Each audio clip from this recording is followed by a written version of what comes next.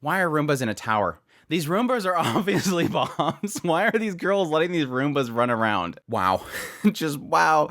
That last scene of Lycoris Recoil episode 11 was just wow. I just so much, like, my adrenaline, everything was just pumping. It sucks because I know the moment you hear that music, it's like, oh crap, it's over. Like, the episode's gonna finish here in a second because they always do the music right when they cut it off. And whew, I was getting very emotional with that last scene. There was honestly like two parts of this episode that I got a little teary-eyed, honestly. I mean, even with the last part, even though I was super pumped, I was getting a little emotional because it just really felt like, yes, Takina's there. Like, Takina's there. Like, Takina's come to get her girl. I'm so happy. But even so, the scene with Erika, honestly, finally getting...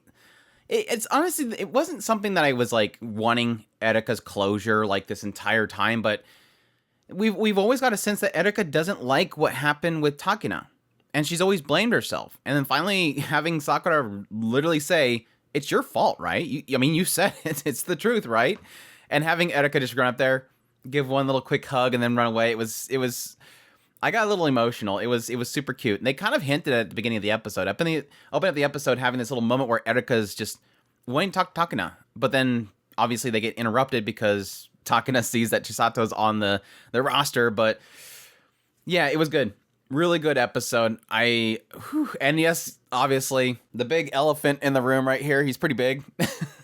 We got a confirmation of what's in the box. We finally got a confirmation of what's in the box. The suitcase. The suitcase does, in fact, have, or at least we're assuming, the suitcase does have another heart. Now, that'd be really sucky. Like, Takina's like, hey, we found out that Yoshi has another heart. And there's like, oh, there's this briefcase over here. And they open it up and it's just like, I don't know, like party poppers or something. It's not actually the heart.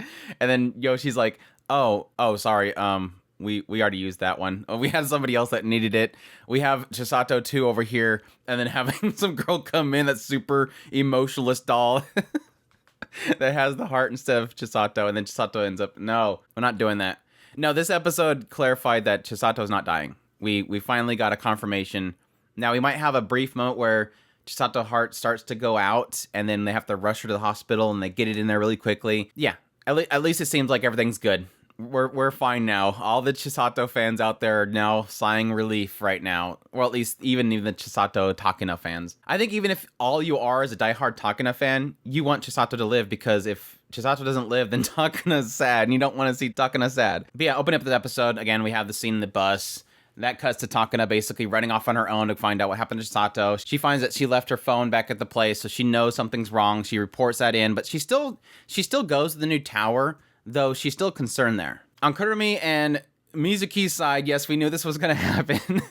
She did get on the plane, but yes, Kurumi is still looking into it. She ends up finding some footage of Yoshi with the lady that created the heart. And this cuts forward to apparently a year before the current time. Yoshi met with this lady, kind of talked about how it was a success, that yes, using one girl was very cost effective in getting the results that we need. But additionally, that she has another heart, an improved one. And Yoshi says, leave it to me. I'm going to take it. Like, don't worry about delivering it, Chisato. I'll handle this. I gotta hold on to this so I can use this against her, basically. But no, that confirmed right there that Yoshi does, in fact, have another heart, and that it's an improved heart. So that might mean that this is something that can last her, hopefully, her entire life, if she can get it. I guess Gurumi, like, freaks out, runs off the plane, goes to the other plane, and tells them, Ma'am, your child that was separated from you at birth is out there? Like, what kind of cover is that? But I don't know that lady. I don't know that girl out there. And Kurumi's out there just freaking out. It was super cute. But yeah, Kurumi reports to Takina that there's this other heart. Yoshi has it. And additionally, that Chisato is heading towards the old tower. And this is obviously where Takina is like, oh crap, I gotta go. Sorry, Fuki. Fuki's like, this is it. If you leave, you're out. You're probably never going to get back in the DA. Again, it kind of hints back at that idea that Fuki does technically want the best for Takina and Chisato. She's not the bad guy. She's giving Takina the truth here. You know that if you leave, you'll never be able to come back. And this is obviously Takina deciding at this moment. This is the moment that Takina is deciding, DA or Chisato. Again, similar to the previous episode, having this point where Takina's like, I took out a bunch of people and that got me fired. And I really liked being fired. I liked where I went, so I might want to go back there. Again, it's Takina deciding at this point, truthfully, Chisato over this. Chisato's life over this work. And I like that it wasn't just immediately reaction. It's not that she's like, yeah, whatever, I need to go save Chisato.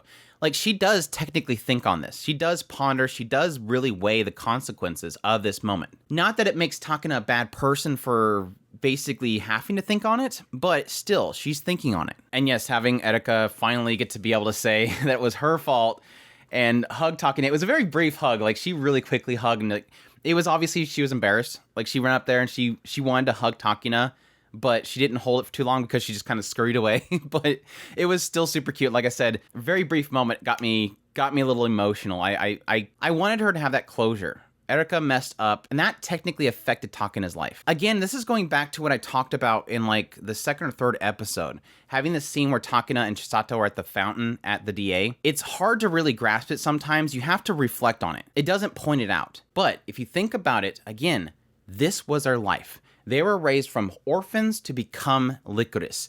And the moment they got their uniform and they got their dorm, that was a pinnacle point for these children. Again, this is their home. The commander is their mother. This is their home. And thus, Erika's actions costed Takina her home. She basically, it's like you and your sibling, and you break a flower pot or something like that, and then you don't say anything, and the mother blames it on your sibling, and then literally kicks them out of the house.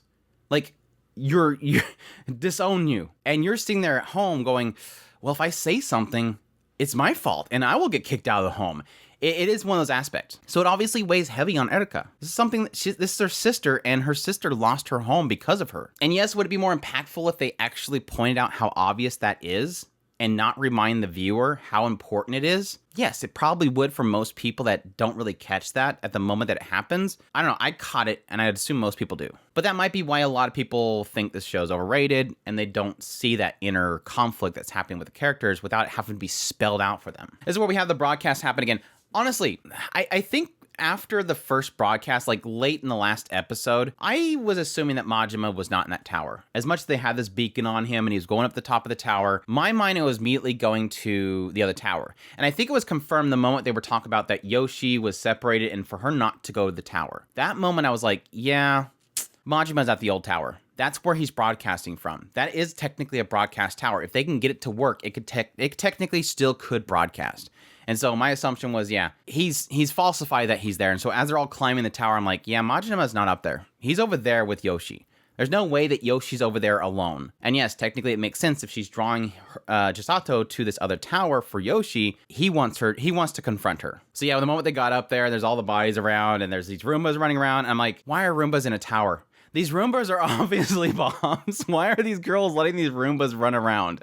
I've never heard of a Roomba cleaning like hardwood floor in a tower. But I don't know, maybe it's different in Japan. That many Roombas though. That would be a total lawsuit waiting to happen. Somebody trips on one of those Roombas, falls, and a lawsuit. But I guess it's Japan, it's not America. We don't sue. Japan always thinks everybody sues people. Japan thinks that Americans sue everybody. But no, we have the second broadcast, and this is where I think it was a lot more interesting.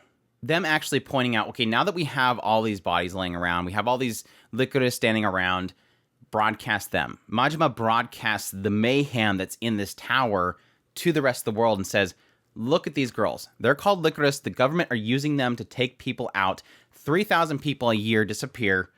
I think a lot of them are probably these Lycorises. They'll do anything the government asks them. And then sure enough, somebody manages to have one of these weapons in his hands and he sees this uniform and he pulls it.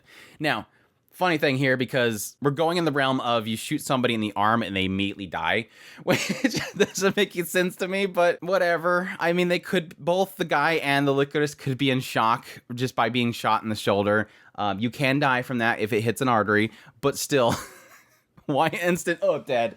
It's like you just shot in the arm, really? But this was a better portrayal of that mayhem. Again, instilling fear upon the people, because here is a sight they never have seen before. Again, we're going back to the idea that this is a peaceful city, the peaceful state, peaceful country. They never see horrors of the world. They're in happiness and they're in peace. And so the moment, what they're broadcasting on that television, unless they have action movies or something in Japan in this time frame, this is the first they're seeing of violence. And that would be something that would be very shocking for somebody to see.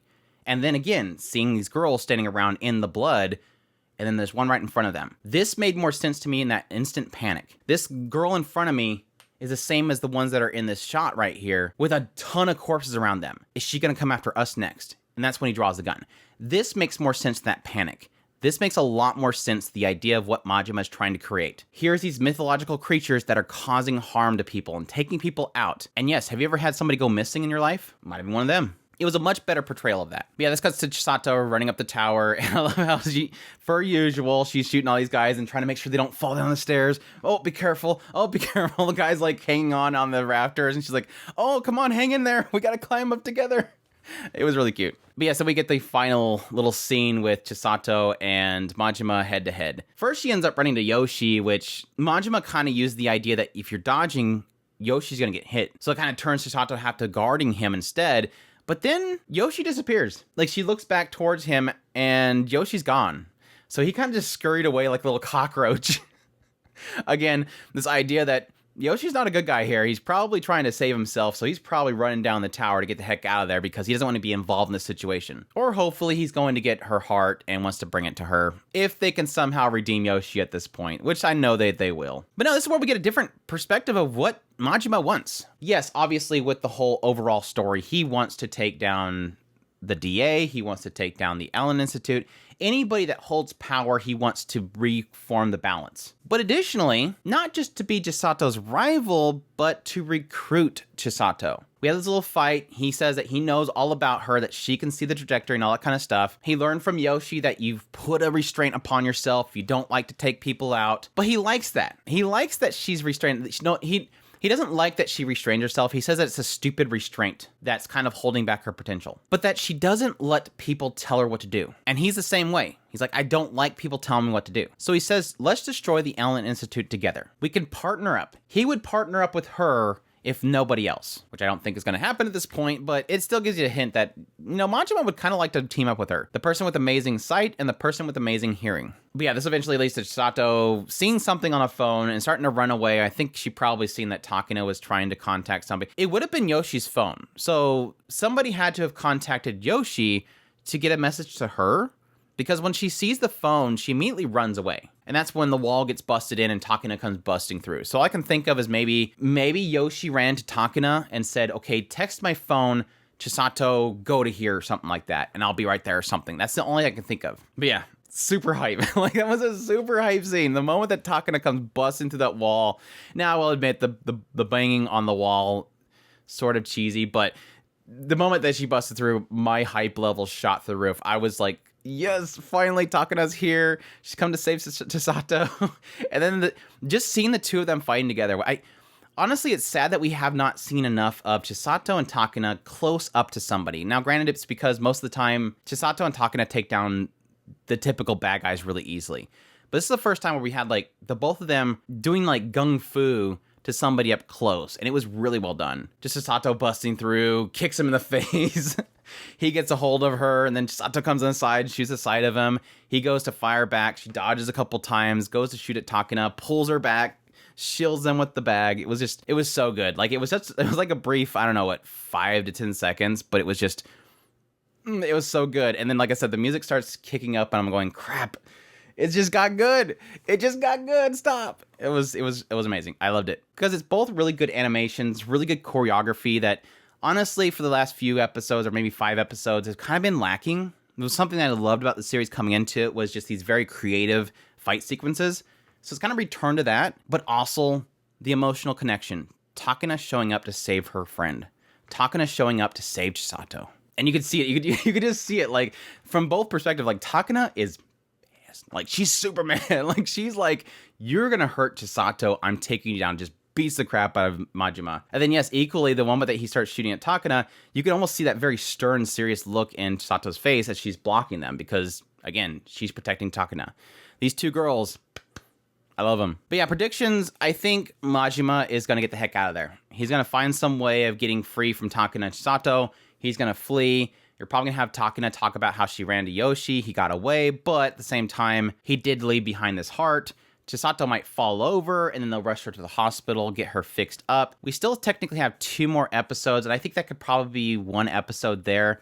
But then following that, maybe some sort of confrontation of Yoshi. Maybe Majima gets Yoshi again, or you just really have a lot of it be about people trying to quell the fears around the Lycoris. That could be an episode as well. Either way, there's a lot of moving parts that are happening right now, and it's getting me more and more excited about the possibility of a sequel. Because again, we haven't really got, I don't think we're going to get really at all into the Allen Institute. I don't think the DA is going to fall apart. There could be an aspect of the DA being questioned in front of the people about what the Lycoris are, but at the same time, them having to shift something. Additionally, we haven't talked at all about the Lily Bells. That was something that was brought up at some point by Chisato, and we haven't seen it at all since then. There's so many directions a story can go, and I like that this storytelling is keeping very focused on the story that it's doing, but at the same time, there's a lot of threads that they could possibly get into for a sequel. So, but I don't know, we'll see, because I think by the end of the show, when the show concludes, I'll probably have a segment where I may talk about what are the possibilities of a sequel, if they don't immediately answer that question. But anyways, that's my thoughts on episode 11 of Lycoris Recoil. I hope you guys enjoyed this video. As always, if you did, make sure to hit that like button down below, comment, let me know what you thought of the episode. Subscribe to the channel if you've not already. I do news, reviews, first impressions, top list. If it's anime, it's pretty much here. Additionally, if you want to support the channel more, we have a Patreon link, a tips link, and a super thanks button down below. I greatly appreciate everybody that does. Take care.